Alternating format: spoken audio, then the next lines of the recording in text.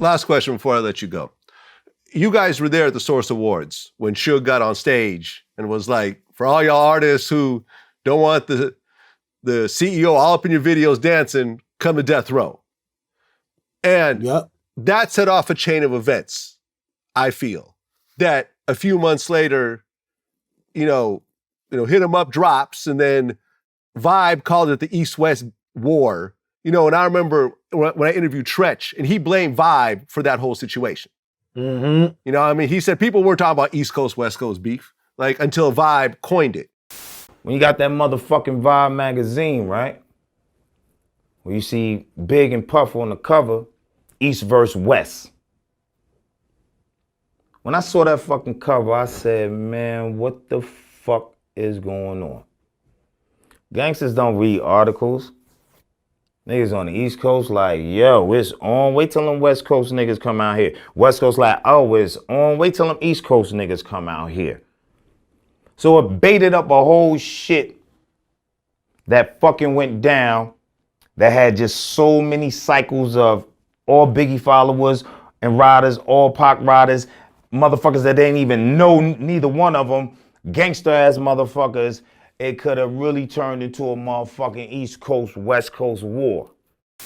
Right. And then Tupac gets killed. And then the day after you guys squash the beef with Biggie, Biggie gets killed. And being in the middle of all that, and it's not like anyone dissed Wu-Tang, it ain't like anyone dissed Raekwon, but you guys were in the middle of it and you guys saw the moment that it all set off. When you look at that particular night and the chain of events that happened afterwards, what are your thoughts on it? We was definitely, feeling like at the end of the day, it's being thrown out of proportion now. It's starting to make it seem like it's like this with each side, with East Coast and West Coast, when in all reality, East Coast and West Coast ain't had nothing to do with it. This is a situation that has something to do with, two crews, two rival teams. We know Puff and them was creaming them back then. And Death Row, at that time they was doing they shit. So you know how it go. It's like you go to a new city. Nigga might know you a New York nigga, or may know you Atlanta nigga, or may know you a West Coast nigga, but that shit probably ain't gonna get you by over here like that. You get what I'm saying? So it just was something that got blown out of proportion due to media on how they was carrying it, because they realized, yo, these niggas is from the West Coast doing their thing. They win. It's a great story. Who don't like a fucking great story? And then you got people that feed into shit. We fed right into it. You know what I mean? It's like if we go to a fucking club together, the whole Wu, everybody got this thing like, yo, we fucking imbeciles. You know what I mean? Yo, them niggas is gonna jump on your back and bite you in the neck and this and that. And then when they get to meet us, it's like, damn, y'all some real respectable, loving guys. But it's the image. So to me, the image was taken out of proportion and made it be this and made it be that, instead of it actually really being that situation. Because I don't recall back then a lot of people from the West Coast having problems with brothers on the East Coast and vice versa. We would have knew about it. It wasn't that. It was just a quest for power. Right, because Wu-Tang members were showing up on Tupac's All Eyes on Me. See? You see what I'm saying? Method Man was on it. Was Inspector Deck on All Eyes on Me? Or maybe there was a verse or something that was not used. Yeah, I heard that. Yeah, I heard that he had that Deck had threw a missile and I guess something happened or whatever, didn't make the cut.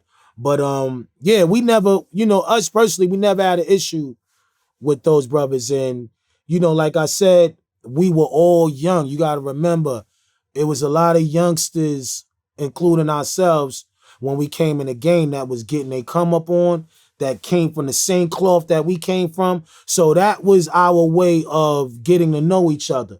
It's based on respect. You know what I'm saying?